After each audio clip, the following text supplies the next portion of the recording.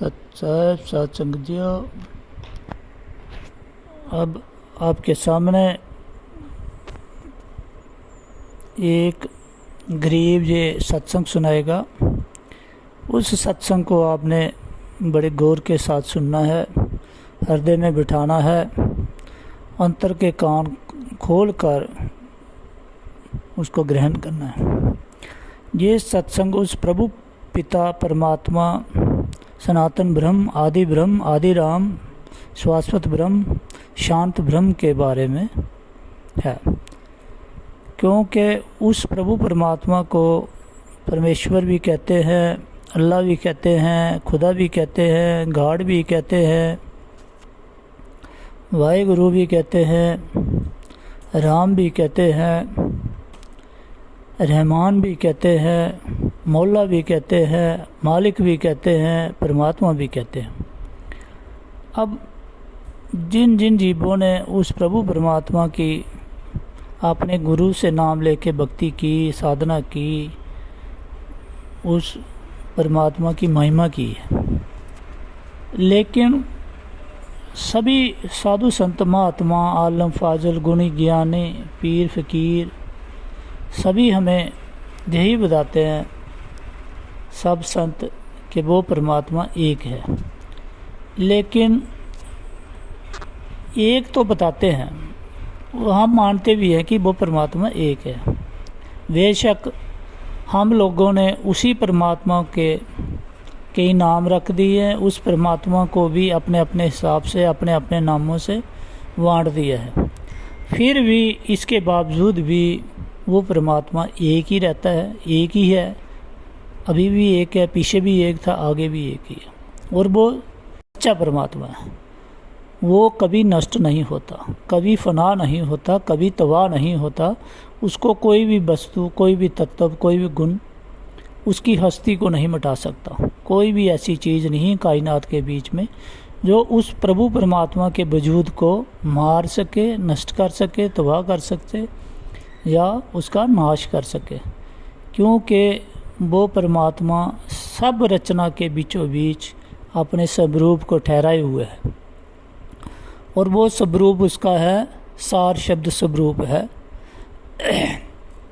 जिसको ना तो काटा जा सकता है, ना बांटा जा सकता है, ना डिवाइड किया जा सकता है, ना उसको अलग अलग दायरों में भेजा जा सकता है, ना उसके कोई पीस कर सकता है। वो एक ही है, एक मतलब जिसका कोई सानी ना हो, दूसरा मुकाबला ना हो, उसका कोई पहलर ना हो। तो इस चीज़ को कबीर साहब ने बड़े अच्छे लफ्ज़ों के साथ समझाई है।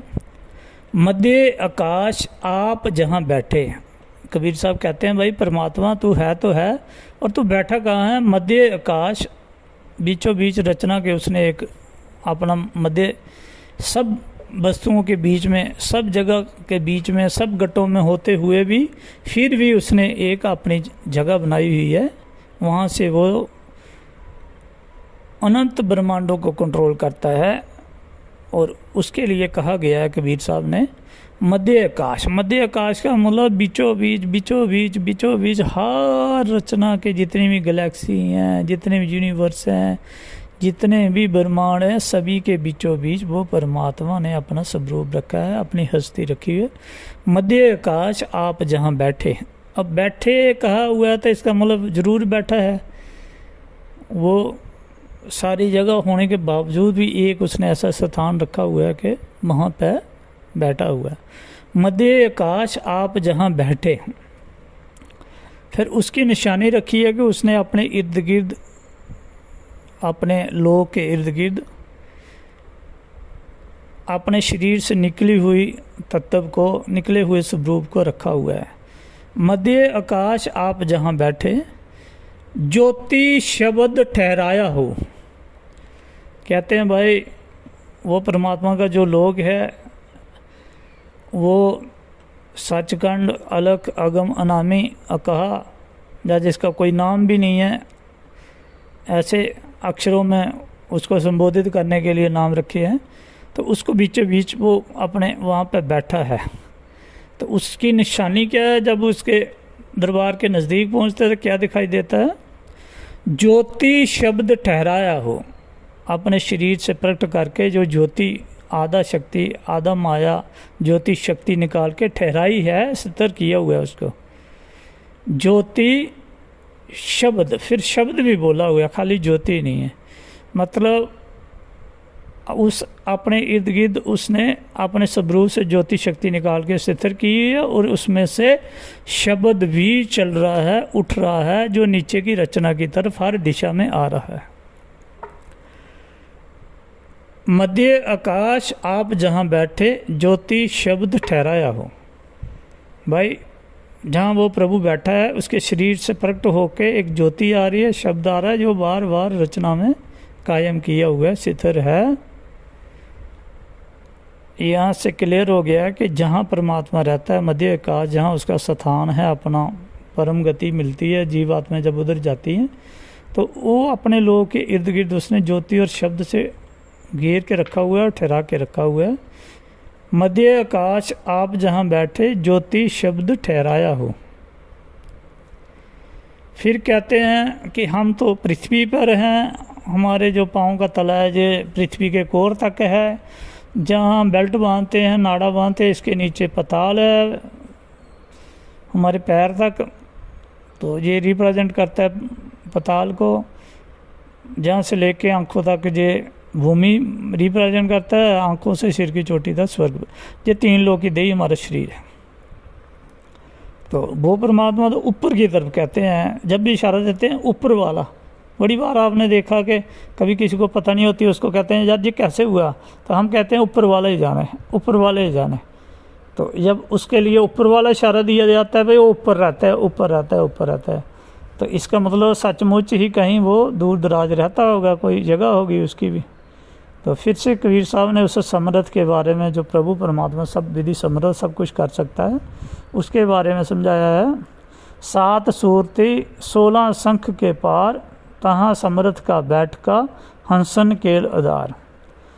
कहते हैं भाई ये जो हमारा 3 लोक की देही है, इसमें 7 सूरतियाँ वास करती हैं, तो वो भी परमात्मा के अंश हैं। तो कमल हैं, उनमें बैठते हैं, जैसे कहीं 7 नाम का जाप देते हैं। तो कहते हैं भाई 7 सूरतियाँ उस प्रभु परमात्मा के जो अपने निज लोक में रूहें रहती हैं, वो 97 तो उधर हैं, 93 और 7 नीचे आई हुई है। तो कहते हैं 7 सूरतें 16 शंख कोश। कहते हैं भाई बीच में जो गैप आता है, यहाँ आकाश है मध्य आकाश, वहाँ तक जाने का जो हमारी काल की देही से लेके ऊपर तक जो रास्ता है, दूरी है, वो 7 शंख कोश की है। 7 सूरतियाँ तो हैं ही हैं, 7 सूरती 16 शंख कोश के पार, उसके भी परे तहाँ समर्थ का बैठका, वो सब विधि समर्थ परमात्मा वहाँ बैठा है। फिर से बैठका आ गया, पहले आया था मध्य आकाश आप जहाँ बैठे, अब फिर से आ गया जहाँ समर्थ का बैठका। भाई उधर उसने अपना निज स्वरूप ज्योति से तख्ता बनाया हुआ है, उसके ऊपर बैठा हुआ है, वो डिवाइन लाइट है, वो ये हमारी दुनियावी लाइट से डिफरेंट है। तहाँ समर्थ का बैठ का, वहाँ वो प्रभु परमात्मा बैठकर सभी हंसों को, सूतियों को, हंसों को आधार दे रहा है, दर्शन दे रहा है, अमृत दे रहा है। तो वो परमात्मा फिर से उसके बारे में कहा हुआ है, 7 सूरती 16 शंख कोश के पार, तहाँ समर्थ का बैठका हंसन केल आधार। हंसन मतलब वहाँ हंस ही हंस हैं, आत्मा ही आत्मा है। केल अपनी बोली बोल रहे हैं, उसकी स्तुति कर रहे हैं, महिमा कर रहे हैं, और उस प्रभु परमात्मा के दर्शन का आधार ले रहे हैं। वहाँ कोई भी उनको अभाव नहीं है, किसी किस्म का कोई दुख नहीं है, जन्म मरण नहीं है उधर। तो वो परमात्मा की अपने अंश हैं, आत्माएं हैं, वो अपनी बोली में उसकी स्तुति कर रहे हैं, महिमा कर रही हैं, आपस में भी कर रही हैं। हंसन केल, केल होता है कि वो बातचीत करनी, हंसों की बातचीत को केल बोलते हैं। आधार में सहारा ले रहे हैं। तो ये प्रूव हो गया कि परमात्मा सब रचना के मध्य उसने तख्ता बिछाया हुआ, वहाँ बैठा हुआ है, उसके शीर्ष पे मुकुट है, ऊपर छतर है, और वो सभी हर दिशा में उन्हीं हंसों को आधार भी दे रहा है, दर्शन दे रहा है, और अमृत रूपी खुराक जो भी उन हंसों की वहाँ है, और उसकी महिमा हो रही है, वो दर्शन हो रहे हैं, वो स्तुति कर रहे हैं। अब इतनी बात से तो ये क्लियर हो गया कि परमात्मा। फिर ले लो आप हमारे जो पाक पवित्र ग्रंथ हैं, वो कहते हैं कि उस प्रभु परमात्मा ने हमें अपने स्वरूप पर बनाया हुआ है। जिस भी वस्तु तत्व का वो परमात्मा बना है, उसी तत्व का उस प्रभु परमात्मा ने अंश बनाए हैं, सूरतियाँ बनाए हैं। और जैसा स्वरूप परमात्मा का वैसा ही हमारा है। ये वेद, कतेब, बाइबल, पाके कुरान ये हवाला देती है कि जब रचना हुई थी तो उस प्रभु परमात्मा ने अपने शरीर से अपने जैसे अंश निकाले थे। ऐसे है हमारे शरीर हैं, बेसतूल हैं, तो इनमें से भी बच्चे पैदा होते हैं, हमारे जैसे ही होते हैं, वैसे ही हमारा रंग रूप रेख जैसा ही होता है। ऐसे ही उस प्रभु परमात्मा ने जो अपने निज स्वरूप से, शब्द स्वरूप से, सार शब्द से जो हंस निकाले थे, सूरतियाँ निकाली थी, जीवात्माएँ निकाली थी, उनको अपने जैसा ही स्वरूप दिया था। परमात्मा के शरीर में तो करोड़ों अरबों खरबों की रोशनी, चाँद सूरज की रोशनी निकल रही है, स्वयं प्रकट हो रही है, इसलिए वो प्रकाशमान लोग हैं। तो ऐसे ही जो जीवात्माएं वहाँ हैं, उनकी भी एक एक जीवात्मा जैसे जैसे उसने भक्ति की है, जब वो वाली जो ऊपर है न, कभी नीचे नहीं उतरी, उनकी 16 सूर्यों चांदों के बराबर की रोशनी है। तो अब ये भी क्लियर हो गया कि परमात्मा ने हमें अपने स्वरूप जैसा बनाया है। अगर उसके शरीर से इतनी रोशनी निकलती है तो हमारे शरीर, चाँद सूर्य तो नहीं निकलते, मतलब कंपेयर किया गया कि इतनी एक एक ग्राम से रोशनी निकलती है। ये भी क्लियर हो गया।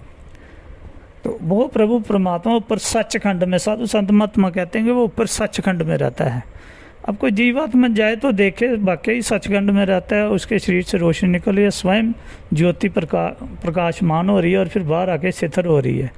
तो महातेज का वो स्वरूप है, वहाँ से तेज निकल रहा है, फिर तेज वो ज्योति शक्ति का रूप धारण कर रहा है, और उसके आगे फिर झिलमिल नूर निकल रहा है, फिर उधर से शब्द निकल रहा है। तो ये उसके लोक की महिमा है। वहाँ पृथ्वी है, पृथ्वी जैसी है वो डिवाइन तत्व की बनी हुई। वहाँ पौधे जैसे हैं, नदियाँ हैं, सब कुछ है, हरियाली है, फल हैं, फ्रूट हैं, घर हैं, मंजिलें हैं घरों की, जहाज हैं, बिल्कुल मिलती जुलती इस सृष्टि, ये सृष्टि उसी सृष्टि की नकल है। तो जहाँ परमात्मा रहता है, और परमात्मा ने वही सृष्टि नहीं, जितनी भी सृष्टियाँ, जितने भी यूनिवर्स हैं, जितने भी ब्रह्मांड हैं, ये अपने ब्रह्मांड हैं, यूनिवर्स हैं, गैलेक्सी हैं, मिल्की वे हैं, सब उसके शरीर पे ही आधार ले रही हैं। तो जब जीवों ने देखा कि उसका नाम राम है, तो राम का मतलब होता है, ये राम ऐसे नहीं कहा जाता, रमने वाली चीज़ को राम का नाम दिया जाता है। रमने का ये मतलब होता है कि जैसे सुई के दो नक्के टच कर रहे हैं, उसमें भी कोई वस्तु आ रही है, टच कर रही है, पीछे हट रही है, शुभ गुप्त हो रही है, प्रकट हो रही है, गुप्त हो रही है, प्रकट हो रही है, गुप्त हो रही है, प्रकट हो रही है। मतलब निरालंब अलंब, वो एक मिली सेकंड के लिए नज़र आता है, फिर गायब हो जाता है, फिर नज़र आता है, फिर गायब हो जाता है। ऐसी चीज़ जो वस्तु जो गट गट में भी है, कण कण में भी है, हर दिशा में है, हर स्वरूप में जो रम रही है, उसका नाम संतों ने, परम संतों ने राम डाला है। राम रमे, राम रमे, राम रमे, मतलब वो परमात्मा राम रूप होके रमने वाले रूप में रम रहा है। ऐसा तो ये शब्द जो राम भी वर्ड है, ये 5 शब्दों से बनता है। ये छोटे छोटे शब्द जोड़े जाएं तो राम बनता है। पहला र है, फिर अ है, फिर आ है, फिर म है, फिर अ है। तो पहले र का मतलब है रम रहा है, मतलब छू रहा है, टच कर रहा है। दूसरे अ का मतलब है अजर है, जिसको ठोस चीज़ों से कोई लेना देना नहीं है। जर के पहले अ लगा तो अजर हो जाता है। यर ज़मीन भी होती है, जड़ ठोस चीज़ भी होती है, तो यर माया भी होती है जो दिखती है। फिर आ की आवाज़ आती है। जब बड़ा आ आता है तो इसका मतलब होता है शुरू से, फ्रॉम द वेरी बिगिनिंग, सनातनी। पहले को ही सनातनी कहा जाता है, जो सबसे पहले परमात्मा था, जो पहले ब्रह्म था, वो परम अक्षर परमेश्वर, कबीर देव, अल्लाहु अकबर, अल्लाह कबीर, सनातन ब्रह्म, शांत ब्रह्म, शाश्वत ब्रह्म, आदि राम। देखो आदि राम भी इसी प्रभु को कहा गया है, शुरू से ही जो राम है। राम तो और भी है, सुनने पढ़ने में आते हैं। आदि राम, शुरू से वो राम जो रम रहा है सारी कायनात में। तो आगे बाद सनातनी, शुरू से, आदि से, पहले वाला, अव्वल, जिसको गुरु नानक साहब ने लिखा है अव्वल अल्लाह, जो एक नंबर परमात्मा है, पहले वाला। तो फिर आगे माँ की आवाज़ आती है। माँ का मतलब मकार, जो धारण करता है, जो माया रूप धारण करती है, जो नजर आती है अंदर बाहर से। अब माया भी रमती है, अब ज्योति फैली हुई है तो ज्योति भी रम रही है। तो माँ का मतलब माया।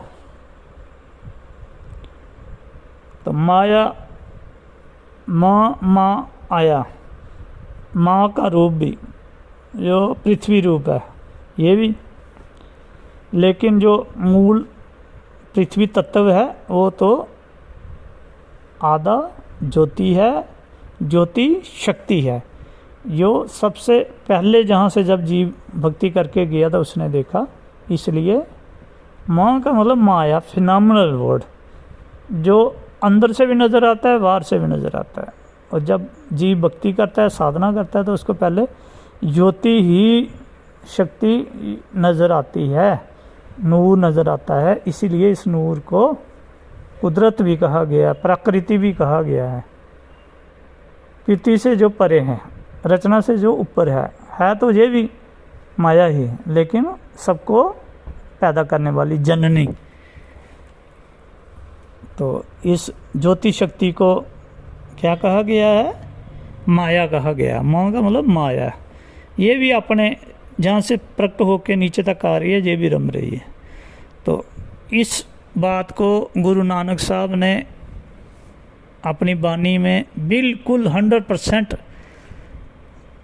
सादे लफ्ज़ों में समझाया है, शंका परम धोखा दूर किया हुआ है, सत्य का सत्य बताया हुआ है। उन्होंने कहा है अव्वल अल्लाह, जो एक नंबर परमात्मा है, आदि वाला, अव्वल एक नंबर सनातनी अल्लाह परमात्मा, अव्वल अल्लाह, नूर अपाया, नूर में रोशनी पैदा की है, कुदरत, प्रकृति, ज्योति शक्ति। अपाया में प्रोजेक्ट की, अपनी बॉडी से बाहर निकाला, उत्पत्ति की है। अव्वल अल्लाह नूर अपाया, उस नूर को नाम क्या दे दिया? जब रूहें बनने शुरू हो गए, नीचे आने शुरू हो गए, कुदरत के सब बंदे। अब देखो, कुदरत नाम दे दिया कू से, वो अपने एरिया में रम रही है, रत रही है। कुदरत, उसका नाम दे दिया कुदरत। कुदरत के सब बंदे। जब प्रभु परमात्मा ने अपनी रूहें सारी इकट्ठी करके कुदरत बनाई थी, फर्स्ट लेडी बनाई थी, वही ज्योति शक्ति, आधा शक्ति जो काल निरंजन को दी थी लड़की रूह में, उसमें सारी रूहें डाल दी थी। तो अब इसमें से प्रकट होके नीचे की तरफ आती हैं, इसलिए कह दिया कुदरत के सब बंदे। और बंधनों में आ गए, तीन गुणी माया जो उसने स्वरूप धारण किया, सबको बंधनों में बांध दिया। इसलिए उन रूह जीवात्मा मन के साथ जो आई, बंदे बंधन में दे दिए, बांध दिए। इसलिए गीता ज्ञानदाता कहता है कि त्रिगुणी जो माया है जीव को कर्मों के बंधन में बांधती है और जीव बंधों के रूप में आते हैं, बन जाते हैं। बंधनों में आ गया तो बंधा, फांसी में आ गया, जोनी खाने के चक्कर में पड़ गया, कर्म बंधन में पड़ गया, कर्म कानून के दायरे में आ गया, तो उसको कहा जाता है कुदरत ने बांधा है, कुदरत के सब बंदे बंध गए, बंधनों में आ गए। फिर कहते हैं एक नूर ते सब जग उपजिया। आगे कहते हैं भाई वही रोशनी से नीचे की तरफ हर दिशा में फैलाव हुआ, रचना बनी आगे की। इसको अचिंत पुरुष भी कहा जाता है। इसके पास नीचे ज्योति, पानी जैसी ज्योति है जिसको जलरंगी मानसरोवर भी कहा जाता है। कुदरत के सब बंदे एक नूर ते सब जग उपजे। भाई सभी की रचना नीचे वाली किससे हुई?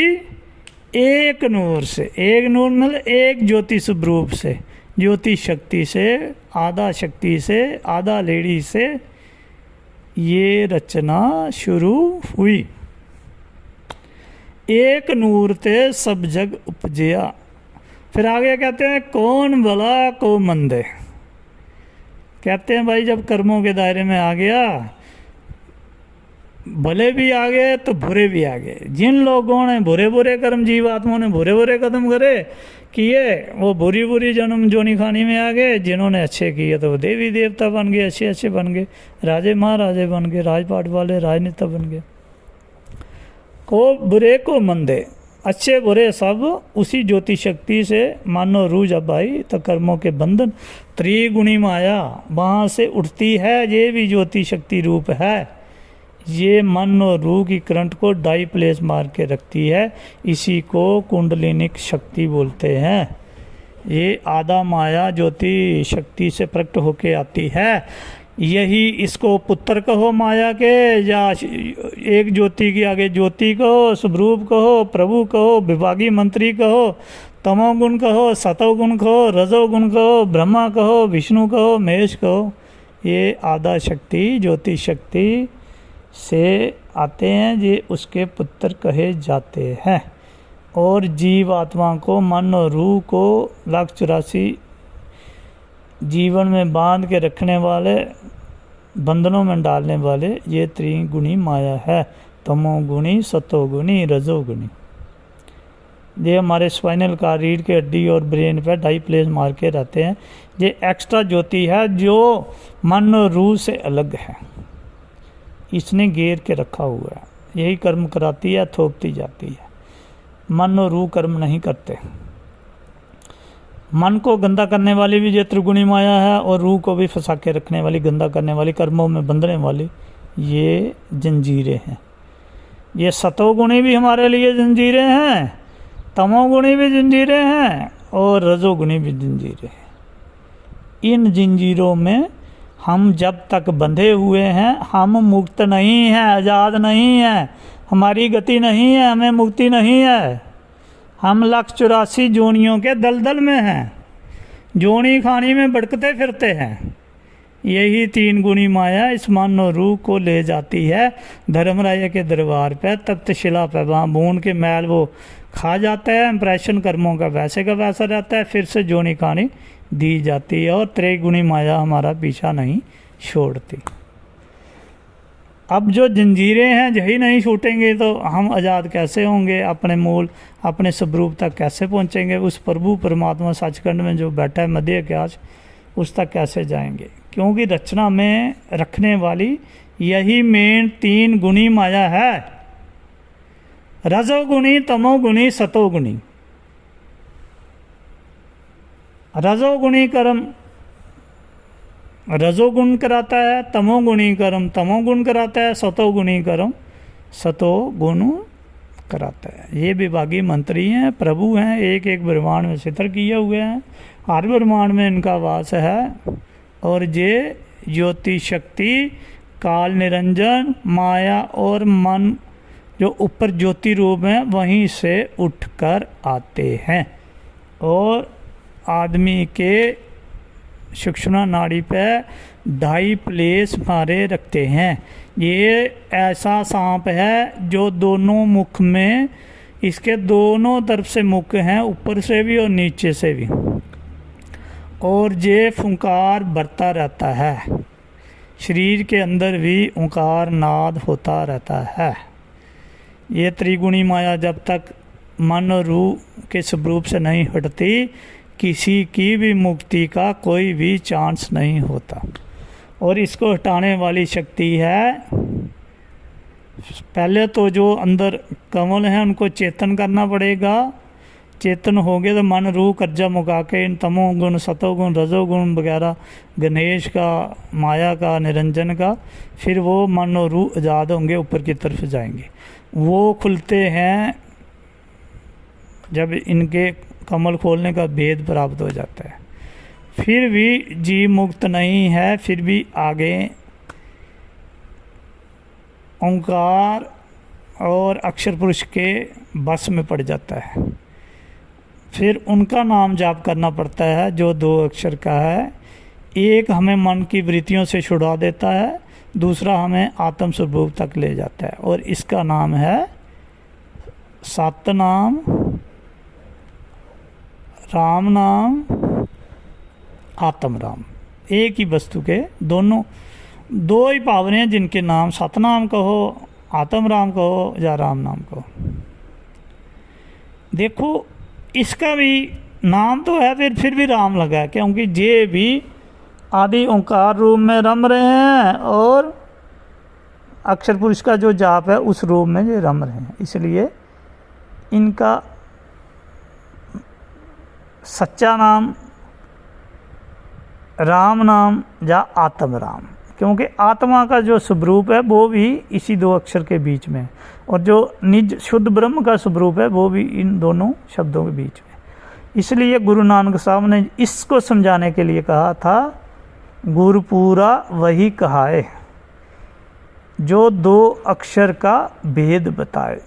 अब देखो इन 2 अक्षरों के बारे में कहा है कि जहाँ 2 पावरें रम रही हैं, गुरुपूरा वही होगा जो मन को अलग कर देगा, आत्मा को अलग कर देगा, और दोनों का शब्द बता के जाप करा के आत्मा की पाक पवित्र कर देगा, आत्मा को, और मन को भी पाक पवित्र कर देगा। गुरु पूरा वही कहा है जो 2 अक्षर का भेद बताए। एक छुड़ाए एक मिलाए, तब प्राणी निज घर बासा पाए। तब जीवात्मा अपने घर मूल को जा सकती है, प्राण भी अपने निज मूल तक जा सकते हैं। तो इस पॉइंट पे जाप करके प्राणों की आहुति देनी होती है। तो फिर समझो जब प्राणों की आहुति लग गई तो मन का स्वरूप अपने निज स्वरूप में समा गया, फिर आत्मा अपने परमात्मा की खोज में लग जाती है। ये जो स्थिति है, पहले तो गुरु का वर्ड आता है, गुरु पूरा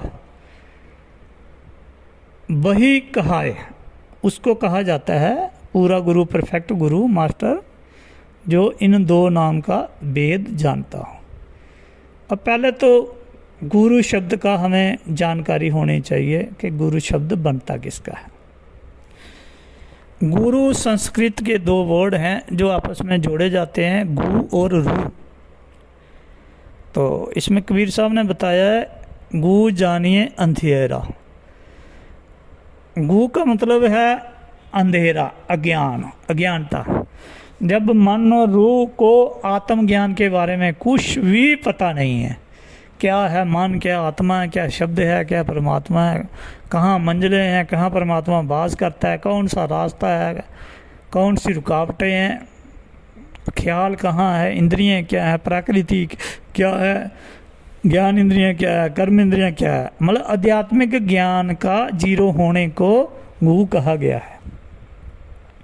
गु मीन अंधियारा। जैसे हम आंखें बंद करते हैं, आंखों के पीछे बिल्कुल अंधेरा होता है, चाहे बाहर सूर्य भी जगह, लेकिन हमारी आंखों के बीच पीछे देखें तो अंधेरा ही नज़र आता है। तो ऐसे अगर ज्ञान के साधु संतों महात्माओं के परम संतों के बीच में रहते हुए भी अगर हम उनसे जे रूह और मन का वगैरह शब्द का या परमात्मा का ज्ञान नहीं प्राप्त करते तो हम किस स्थिति में हैं? हम अंधेरे में हैं, अंधियारे में हैं। तो कबीर साहब ने कहा गू जानिए अंधियारा। चलो इसका तो अब पता चल गया हमें गू का क्या मतलब है। तो जो पुराने लोग थे डोगरी में गू टट्टी को भी बोलते थे, गंदी चीज़ जो होती है। तो अब रूह जानिए प्रकाश। अब दूसरा वर्ड रूह है, र और ऊ है उसके पीछे, जो रम रही है और ऊ भी लगा हुआ है। ये बड़ी बात सोचने वाली है, जो रम भी रही है और ऊ रहा है। पहले ग था गंदगी और उसके साथ भी ऊ लगा था। अब जहाँ से जीवात्मा को ख्याल करना चाहिए भाई, जो नीचे माया की तरफ है वो तो गंदा लोग है, ऊपर की तरफ थोड़ा सा भाव में भीतर है। तो रूह जानिए प्रकाश। पर का मतलब होता है ऊपर, काश। जैसे काश आकाश ऊपर रहता है, पर मतलब थोड़ा सा और ज़्यादा शुद्ध है। पर मतलब ऊपर, जैसे पर ब्रह्म बोलते हैं, पार ब्रह्म बोलते हैं, पार और ज़्यादा ऊपर वाला। तो पर काश है तो काश जैसा ही है वो, जो ऊ है अग्नि तत्व है, जो वेदों में ऊ कहा गया उनका, तो ओम भी कहा हुआ है। तो रू र ऊ वो भी रम रही है ज्योति रूप, लेकिन वो थोड़ा सा शुद्ध है। रूह जानिए प्रकाश। अब वो गुरु जो हमें इस अंधेरे में रहते हुए उस प्रकाश को, उस ज्ञान को, कौन सा ज्ञान? यहाँ आध्यात्मिक ज्ञान। गुरु वर्ड जब बना तो इसका ये मतलब है अज्ञानता को दूर करने वाला। चाहे वो गुरु स्कूल का हो, वो गुरु इंजीनियर हो, गुरु डॉक्टर हो, गुरु कारपेंटर हो, गुरु दर्जी हो, जो दुनियावी काम काज हैं इनका भी गुरु होता है। क्योंकि वो सिखाते हैं तो फिर हम परफेक्ट होते हैं, फिर आगे चलते हैं, फिर आगे हमारे शिष्य आते हैं। तो यहाँ पे जो गुरु शब्द लिया गया है, गुरु बिन गत नहीं भाई। अगर हम काम करते भी हैं तो सही तरीके से, सही ढांचे में डालने वाला हमें हमारा परफेक्ट गुरु होता है, जो हमें उस काम काज के बारे में पूर्ण रूप से ज्ञान देता है। और जो आध्यात्मिक गुरु है, उस गुरु को कहा गया है कि हमारे आँखों के पीछे अंधेरा है, हम अज्ञानता में हैं, और जो जीव इस अज्ञानता को दूर करके प्रकाश ज्ञान कर देता है, आध्यात्मिक ज्ञान दे देता है, आत्मा के बारे में पूरा जानकारी दे देता है, उसको आध्यात्मिक गुरु कहा जाता है। रूह जानिए प्रकाश। प्रकाश मीन ज्ञान जो प्रकट कर दे। अब इंग्लिश में बोलते हैं कि जैसे हम एक कमरा है, सारी चीज़ें वस्तुएं उधर पड़ी हुई हैं हमारे काम काज की, हमारे काम की, लेकिन हम बेकार बैठे हुए हैं, हम चला रहे हैं, हमें कुछ नहीं नज़र आ रहा, हमें कोई भी चीज़ फ़ायदे की नहीं मिल रही है, हम अंधेरे में बेच दिया हमें, हमारा क्या होगा, हम रोने चलाने शुरू कर देते हैं। तो जब ये आवाज़ कोई जानकार सुनता है, जो उस कमरे में गया हुआ है, पहले आया हुआ है, वो आता है, वो वहाँ पे आके रोशनी प्रकट कर देता है।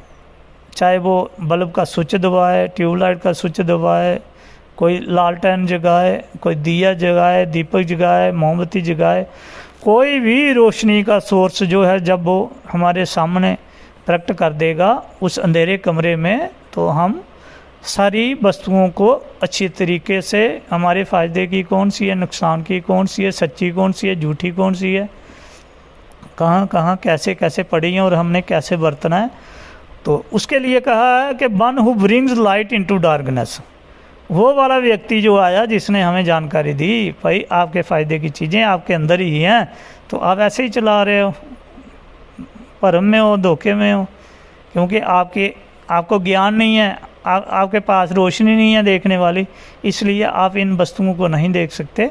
ये लो, मैं ये रोशनी, ये मोमबत्ती जगा लेता हूँ, ये बल्ब जगा लेता हूँ, ये मरकरी जगा लेता हूँ, आप इसकी रोशनी में अपना जो भी फ़ायदा है, यूज़ करने वाली वस्तुएं हैं, भुगता बन के आप भुगतो, इनका भुगतान करो, इनको इस्तेमाल करो।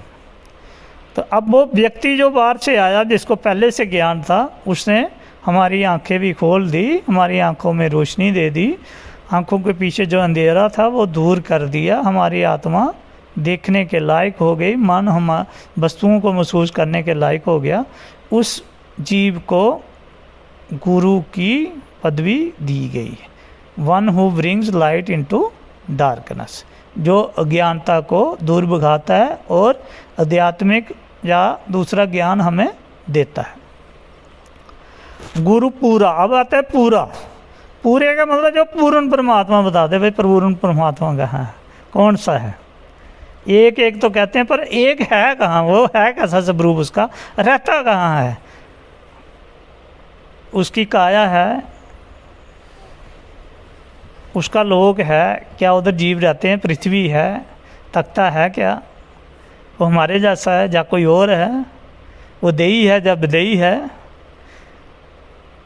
तो इसलिए गुरु नानक साहब ने कहा गुरु पूरा, पूरा में परफेक्ट, जब पूरे के पूरा अच्छी तरह बता दे उसके बारे में। गुरु पूरा वही कहता है, उस जीव को कहूँगा मैं, कहाए उसको कहूँगा, कहा जाएगा वो वाला जीव जो 2 अक्षर का वेद बताए। वेद होता है वेदी, वेद जानकारी बताए, जानकारी दे, मतलब पूर्ण ज्ञान दे।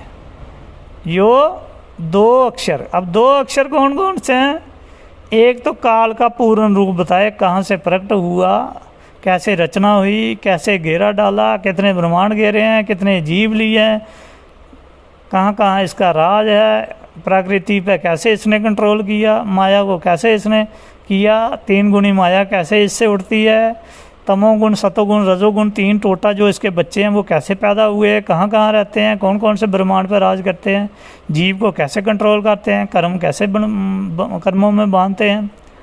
तो एक बंदावे, मतलब एक का काम है बांधने वाला, वो भी उसकी भी जानकारी दे, और एक छुड़ावे, उसकी भी जानकारी दे जो छुड़ाता है, काल के जाल से बाहर निकाल देता है। उस नाम, उस स्वरूप जो अक्षर पुरुष है उसके जाप के बारे में बताए। गुरुपूरा वही कहा है जो 2 अक्षर का। अब इनको अक्षर बोला हुआ है क्योंकि शर भगवान भी अक्षरों में ही आता है और अक्षर भगवान भी अक्षरों में ही आता है, अक्षरी रचना में आता है, इसलिए 2 अक्षर कहे गए हैं इसको। तो इनका जो वेद बताए हैं, तो जीव के अंदर है आत्म रूप में, आत्मा भी 2 अक्षरों से बनी है जिसको हम आत्म बोलते हैं। अब इसकी जानकारी अच्छी तरह प्राप्त करना, सुन लेना। आ का मतलब आद से जो प्रभु है, परमात्मा है, सनातनी ब्रह्म का अंश है। त का मतलब जो तत्व रूप में विराजमान है, और म का मतलब जो माया में भी है। अब जो आत्मा जिसको लफ्ज बोलते हैं, इसमें भी मन है, माया है, आधा शक्ति ज्योति स्वरूप है, और तत्व भी इसके बीच में है, माया और आद के बीच में है। वो आधा है, रम रहा है बीच में, और एक तरफ माया है, मोह माया है, एक तरफ आत्मा है, तो बीच में तत्व जो है रम रहा है, आत्म।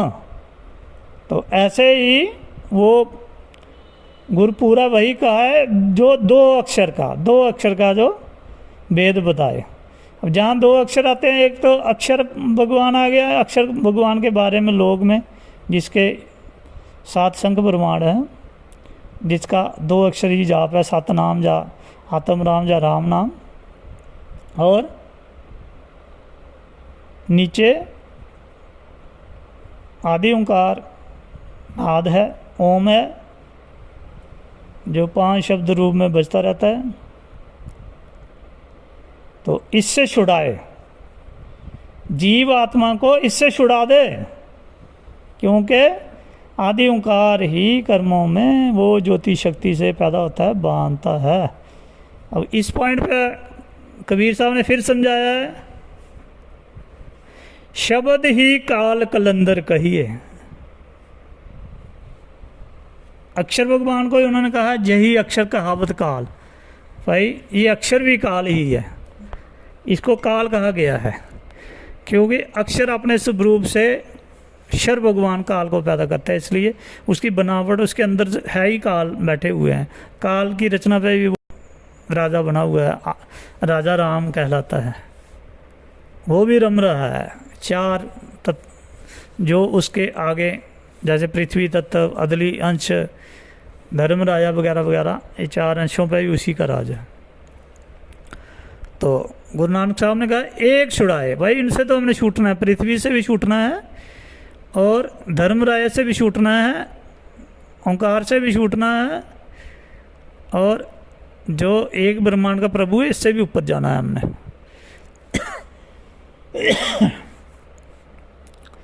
तो गुरु पूरा वही कहा है जो दो अक्षर का भेद बताए। एक आदि ओंकार अक्षर और नाद का भेद बताए, ये सारे अक्षरों में है, और एक ऊपर का भेद बताए। एक से छूटना है, दूसरे की भक्ति करके परमात्मा से, प्रभु परमात्मा सनातन ब्रह्म से मिलाप करना है। तो अब कुछ संतों ने कहा कि वो तत्व अक्षर के माही हैं, कुछ ने कहा है वो निरक्षर के माही हैं।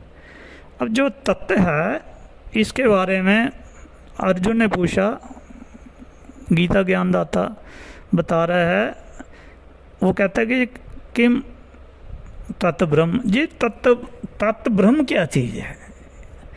तो वो तीन अक्षर जाप जो लिखे हैं, ओम, तत्व और सत, बीच वाले के बारे में बोल रहा है भाई तत्व ब्रह्म क्या चीज़ है, क्या बताता है। ओम का तो चलो पता चल गई, सत नाम ऊपर है, चलो वो परम अक्षर का बोध है, निरक्षर का वही पता, ये क्या बताता है बीच वाला जो तत्व ब्रह्म है। तो उसने कहा ये परम अक्षर का बोध देता है, बोध ही नहीं देता है, जीव आत्मा मन को साइड पे करके नीचे गिरा के आत्मा को शुद्ध रूप पवित्र करके सा नाम के साथ जोड़ देने वाला, उसके साथ मिलाप कराने वाला, सहज सुख कार्य में सिद्धि देने वाला, परम गति तक ले जाने वाला तत्व ब्रह्म है। सतनाम है, आत्म राम है, जो गीता ज्ञानदाता ने कहा ये परम अक्षर का बोध देता है, पूर्ण ज्ञान कराता है सतनाम। तो ज्ञान तो आत्मा कौन है, तो आत्मा की जब सूरत और नीरत जागेगी, प्राणों की उठी जब चढ़ जाएगी, तो पीछे जब आत्मा बचेगी तो आत्मा की अंतर आंखें कान खुलेंगे, सोच विचार करने की, देखने की, महसूस करने की ताकत खुलेगी, तो फिर वो जान पाएगी कि असल में परमात्मा क्या चीज़ है। तब वो कह उठती है कि मैं वही हूँ जो तू है, कि तेरे जैसा ही मेरा स्वरूप है। जो पहले दास ने बता दिया कि जब रचना के टाइम प्रभु परमात्मा ने, पाक पवित्र ग्रंथ कहते हैं कि उसने हमें अपने स्वरूप पे बनाया हुआ है। जब हम अपनी रोशनी देखते हैं, अपनी वो दिव्य डिवाइन लाइट हमारे शरीर से प्रकट हो रही है, तो फिर हम जान जाते हैं कि परमात्मा के शरीर से भी ऐसे ही है और हम भी वैसे ही हैं जैसे वो है। इसलिए उसने कहा था कि ये तत्व ब्रह्म क्या है, और उन्होंने क्या बताया आगे, गीता ज्ञानदाता शर भगवान ने ये परम अक्षर का बोध कराता है, उसका ज्ञान देता है, पूर्ण रूप से वहाँ ले जाता है, वहाँ से स्थिर करता है सतनाम। इसलिए जिन जीवों के पास वो दो अक्षर का भेद सतनाम ही नहीं है, तो वो आप समझ सकते हैं वो कहाँ मुक्त होंगे, फिर वो कहाँ परमात्मा के दर्शन पाएंगे। और जिन बंदों के पास निज नाम भी नहीं है, सार नाम ही नहीं है, सार नाम तो ऊपर है, वो जिसके बारे में कबीर साहब ने कहा है, पहले तो ये बताया है कि जब आत्मा उड़ती रहती है, कहती रहती है, इससे भी कुछ नहीं बनने वाला, ये देखती है और महसूस करती है, इसको इतना ही ज्ञान होता है कि मैं वैसे ही हूँ। लेकिन कुछ लोग सोए सोए जपते हैं, तो कबीर साहब ने लिखा है कि सोए सोए जपी मोआ संसार, सार नाम बिन नहीं है उदार। सार नाम के बिना उदार नहीं होता, क्योंकि आत्मा चली भी जाएगी तो वहाँ सदा के लिए ठहर नहीं सकती। परम गति का मतलब सदा के लिए परमात्मा के दरबार में रहना, जैसे हम पहले से रहते थे।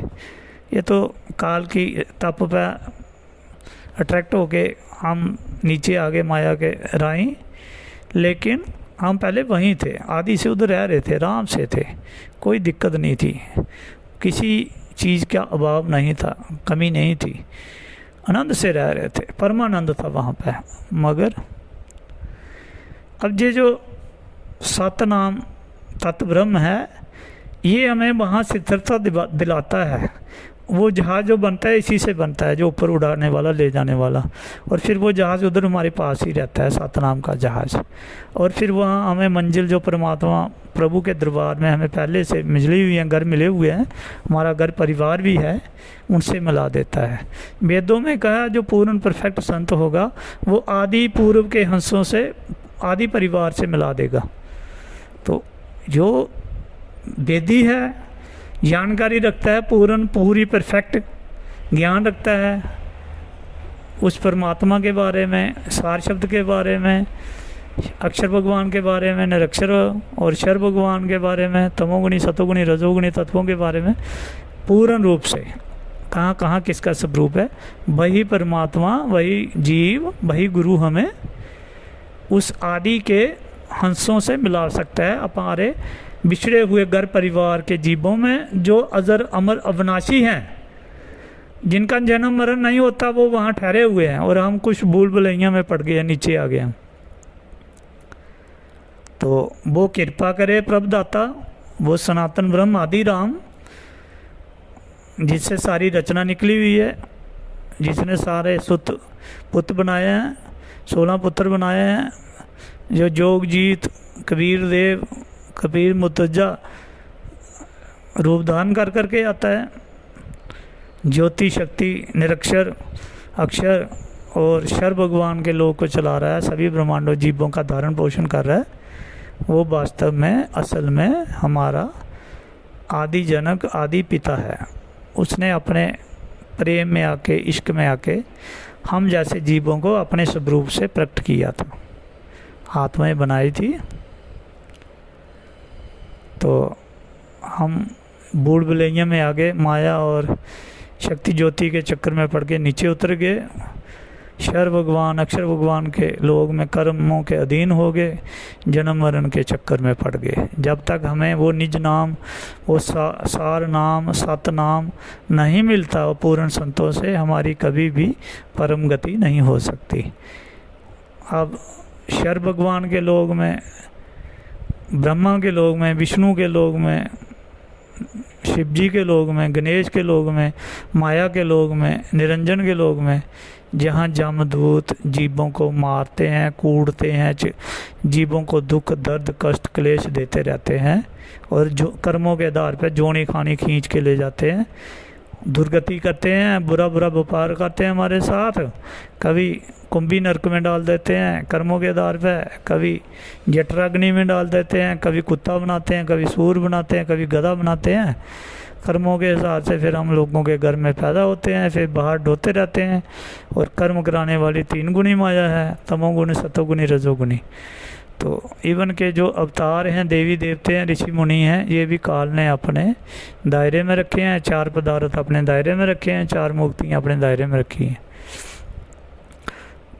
कबीर साहब कहते हैं चारों मुक्ति चारों काल अधीना, भाई इसके बस में है। अगर एक आध मुक्ति मिल भी जाती है, फिर से जन्म होता है, क्या फ़ायदा ऐसी मुक्तियों का। 5वें मुक्ति किन बिरले चिन्ह, कहते हैं 5वें मुक्ति में जो चला गया कोई बिरला है, कोई अरबों खरबों में एक है जिसको ये जानकारी प्राप्त हो गई, नहीं तो बाकी सब के सब हम जैसे जीव बिना यथार्थ ज्ञान के भव सागर में गोते खा रहे हैं, कष्ट उठा रहे हैं, क्लेश उठा रहे हैं, जोनी खानी भुगत रहे हैं, मार खा रहे हैं जमदूतों की। और जब कभी पैदा भी होते हैं तो जूनियों खानियों का दुख हमें सहन करना पड़ता है। कुत्ते की जूनी देख लो, कितना दुख कुत्ता उठाता है। गधे की जूनी देख लो, एक गधा अपनी उम्र में कितना दुख उठाता है। सूर की जूनी में देख लो, सांप की जूनी, बिच्छू जूनी, मच्छर जूनी, मक्खी जूनी, दरख्त देख लो, पितर देख लो। इवन के अवतार जो आए हैं रामकृष्ण बन के, उन्होंने भी धरती पे, बेशक वो विष्णु का रूप थे, फिर भी कितने दुख उठाए। जानकारी प्राप्त करो, ज्ञान प्राप्त करो। बड़े बड़े ऋषि मुनियों ने कितना दुख उठाया है। साधु संतों जो रूप धारण करके आए थे हमारे फायदे के लिए, उनके साथ भी कितनी जातियाँ, कितना दुख सहना पड़ा उनको इस कायनात के बीच में। बच्चों को दीवारों में चुनाना पड़ा, रेत गर्म गर्म रेत सिर पर डाली गई, अग्नि में जलाया गया, पानी में बहाया गया, पागल हाथी के आगे फेंका गया। क्या कुछ नहीं किया इस काल शैतान ने उनके साथ, ताकि ये पूर्ण ज्ञान ना दे सके। गुरु पूरा वही कहा है जो 2 अक्षर का भेद बताए, एक छुड़ाए एक मिलाए तब प्राणों में जो बसता है वो निजगर बसा पाए, फिर वो ऊपर जा सकता है परम गति को, और 4 मुक्तियों के परे हैं।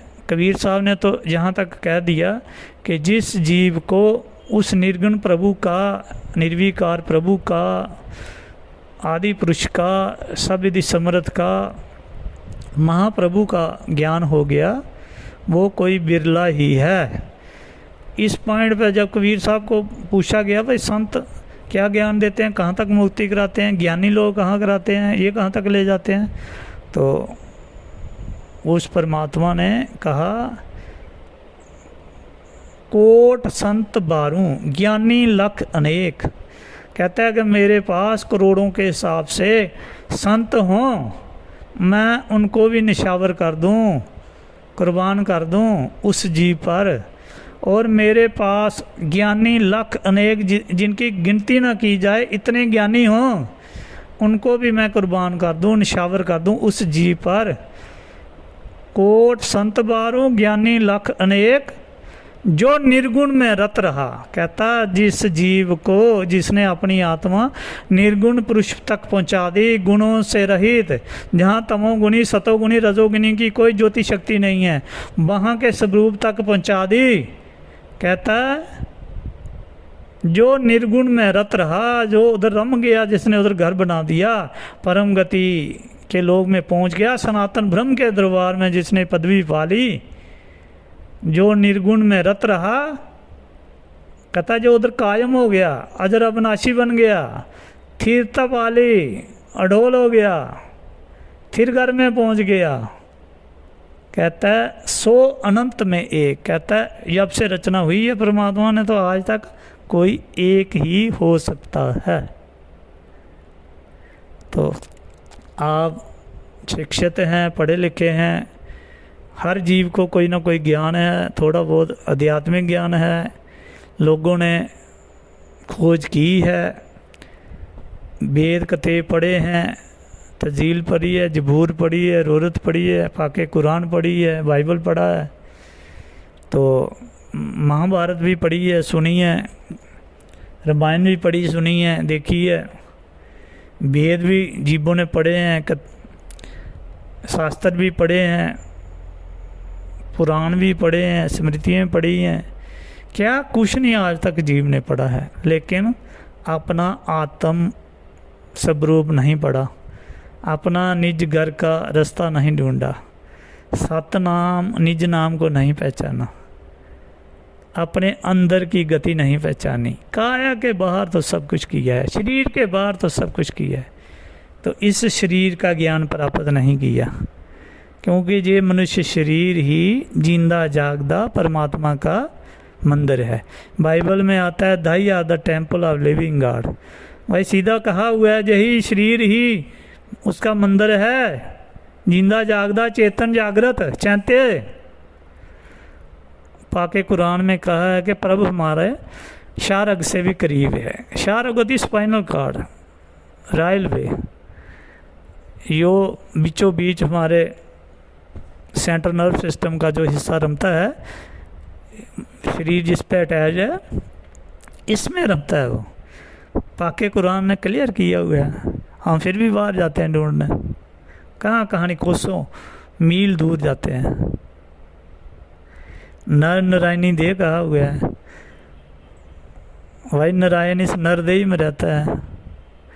इतनी महिमा है इस बॉडी की, ह्यूमन बीइंग की।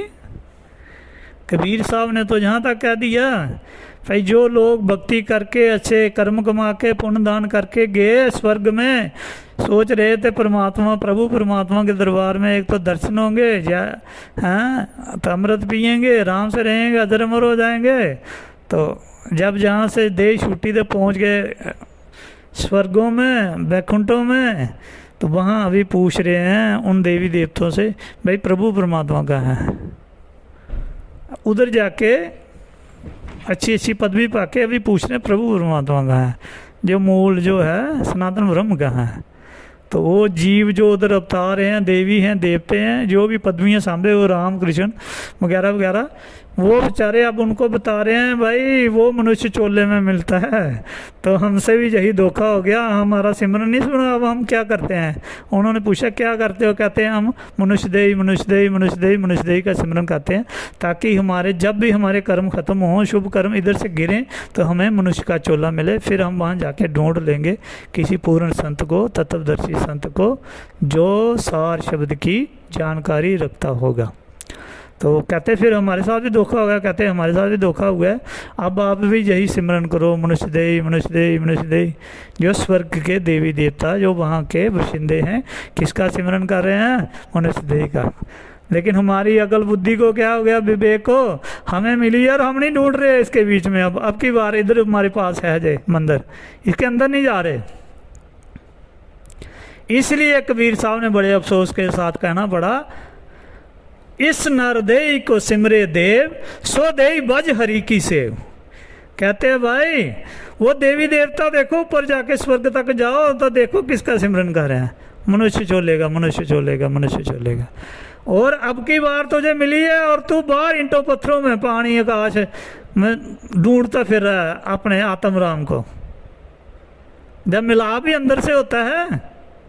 इस नरदेही को सिमरे देव, सो देही, कहता अब तेरे पास है इस वक्त बज हरि की सेव, पूर्ण ज्ञान प्राप्त करके उस प्रभु परमात्मा का ध्यान धर, इसी के अंदर रास्ता अंदर से जाता है।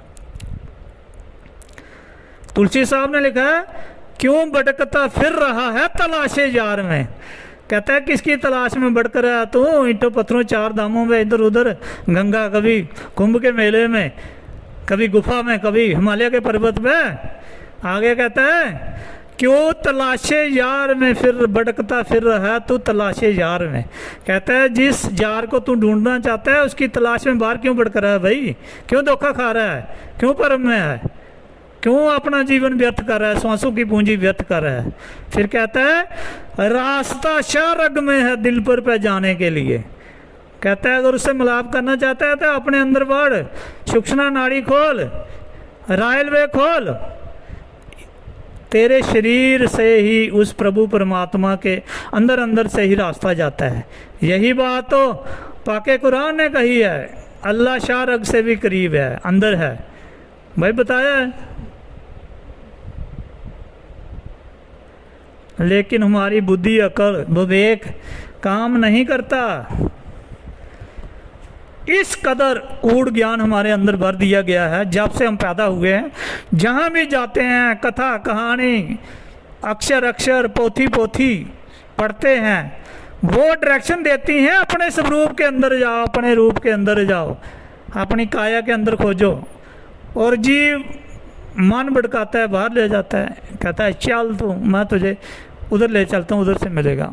भाई जब पाक पवित्र ग्रंथ वेद कतेब सब बोल रहे हैं कि प्रभु परमात्मा का वास आत्मा में है, अंदर है। आत्मा तो जीव के अंदर रहती है, बाहर थोड़ी रहती है। लेकिन हम गुमराह हो जाते हैं, हमारी बुद्धि और अकल को मन काल शैतान क्रूर चंद फेर देता है, और इसी बुद्धि अकल के फिरने से हम बाहर ढूंढते फिरते हैं, पूरी उम्र श्वासों की पूंजी सारी व्यर्थ करते हैं। गरीबदास जी ने समझाया है, दम दही का खोज करो। जो आपके शरीर के अंदर दम आ रहा है, दिया आ रही है माया में दम, उसके बीच में बढ़ के खोज करो। दम देही का खोज करो, अवागमन निवार। कहते हैं अगर मुक्ति चाहते हो, जन्म मरण से छूटना चाहते हो, अवागमन से दूर होना चाहते हो, तो कहीं बाहर जाने की जरूरत नहीं है। वो वस्तु, वो तत्व आपके अंदर ही आ रहा है, जा रहा है, आ रहा है, जा रहा है। श्वासा मध्य तत् है, तत् श्वासा के माही, ज्ञानी जन जानत और कोई जानत नहीं। ये भी डायरेक्शन दे दी, बता दिया भाई कहाँ रमता राम है, कहाँ आत्म राम है। हम तो पत्थरों में ढूंढ रहे हैं, नॉन लिविंग थिंग्स में, ईंटों में ढूंढते हैं। जिस मर्जी धातु का इष्ट बना लो, वहाँ कब बसा परमात्मा आके। जिस परमात्मा रमता राम, आत्म राम ने, जिसने हमारी मदद करनी है, हमें लोग तक पहुँचाना है, मंजिलें क्रॉस करानी है, वो तो हमारे अंदर है। आत्मा अंदर वास करती है। गुरु नानक साहब ने जहीं भी क्लियर किया, आत्म में परमात्म, परमात्म में आत्म, चीन से गुरु विचारा। कहता है भाई जो पूरे गुरु का परफेक्ट शिष्य होगा, वो विचार करेगा, सोच समझ रखेगा, बुद्धि विवेक जगाएगा, आत्मा में कैसे परमात्मा बसता है और परमात्मा में कैसे आत्मा बसती है। गीता ज्ञान दाता गीता में कहता है वो परमात्मा आत्मा से अभेद रहता है, वो इतना मिक्स रहता है, गुप्त रहता है, गैब रहता है कि जीव देख नहीं सकता उसको, रहता आत्मा के साथ है। आत्मा प्रभु परमात्मा के बिना एक क्षण पर भी, मिली सेकंड पर भी नहीं रह सकती। लेकिन बीच में मन आ जाता है, वो पर्दा डाल देता है, वो कहता है मैं ही परमात्मा हूँ, मैं ही ज्योति स्वरूपी परमात्मा हूँ, मैं ही सब रचना को चलाने वाला हूँ। धोखा दे रहा है बीच में। जितने भी 99.9% साधु जो जगत के आज तक रचना में आए हैं, उन्होंने यही बताया है, जब भक्ति साधना की है कि अंदर ज्योति दिखाई देती है, रोशनी दिखाई देती है, ज्योति शक्ति दिखाई देती है, इसी को परमात्मा मान लिया है। कबीर साहब कहते हैं ये ज्योति स्वरूपी तुम्हारा भगवाना भी धरता ध्यान हमारा रे। कहते हैं भाई ये तेरा प्रभु परमात्मा जिसको ज्योति स्वरूप तूने माना हुआ है, ज्योति निरंजन, ये भी मेरी भक्ति करता है, मेरा ध्यान धरता है। इसके अंदर जो भी पावर आती है वो मेरे से आती है। कहते हैं इसी ने तो विडंबना पैदा की है, सभी जीवों को पर्दा बना के रोक दिया है, कर्म जाल में डाल दिया है। जीव बेचारे क्या करें, जीव बेचारा क्या करे जब तक नहीं छुड़ावे पीव। कहता है जब तक वो प्रभु परमात्मा, परम तत्व परमात्मा, सनातन ब्रह्म नहीं जीव आत्मा को छुड़ा के ले जाता, तब तक कोई भी जीव मुक्त नहीं होता। इसलिए बोला है ये ज्योतिष रूपी हाकमा दिन अमल पसारा रे। कहता है भाई इसने सृष्टि की नीचे की रचना जो की है तो खुद भगवान बन बैठा है, मेरे तक जे जीवात्माओं की पहुँच ही नहीं होने देता। इसने ज्योति के बीच में इतने बड़े बड़े ब्रज कबाड़ ताले लाग लगाए हैं, यो जीव से नहीं हटते, उनको हटाने वाला मेरा सतनाम है, आत्म राम है, मेरा राम नाम है जो 2 अक्षर का है। उसका जाप जब तुम करोगे, उसका सिमरन जब तुम करोगे, फिर तुम्हारे अंदर वो ताकत पैदा होगी, फिर ही वो बड़े बड़े ताले अंदर की तरफ जो खुलते हैं, आत्मा अपने अंदर ही प्रवेश करेगी, इस बॉडी के अंदर ही स्वरूप में जाएगी। कबीर साहब ने कहा है कि कहीं आया नहीं है, कहीं गया नहीं है, वो सब पहले से ही अंदर है, तुम उधर तक पहुँचो। ब्रह्मांड में ढूंढने की कोई ज़रूरत नहीं है, ब्रह्मांड ब्रह्म काल का शीश है, उधर भी जाने की ज़रूरत नहीं है। गरीबदास ने कहा आपा मध्य आप समाना, आपा मध्य। उन्होंने ये नहीं कहा कहीं पर्वत पे जाके समाना है, गुफा में जाके समाना है, किसी मंदिर मस्जिद में चले जाना है। आपा मध्य आप समाना, कहते हैं अपने स्वरूप के बीचों बीच सूक्ष्म नाड़ी रायल वे स्पाइनल कार्ड के बीच से होते हुए उस निज घर तक पहुंचना है। आपा मध्य आप समाना। और जब रचना से पहले प्रभु परमात्मा का जिक्र आता है, महिमा होती है, तब भी यही कहा था वो परमात्मा अपने आप में समाया था। तो हमने भी अपनी आत्मा उस परमात्मा में फिर से समा देनी है, उसी स्वरूप में जो सार शब्द है, जो ना कभी आता है, ना जाता है, ना जमता है, ना मरता है। वो स्थिर है, अडोल है, अविनाशी है, निश्चल है, अलेख है, निर्विकार है, निर्गुण है, अविगत है, गति के परे।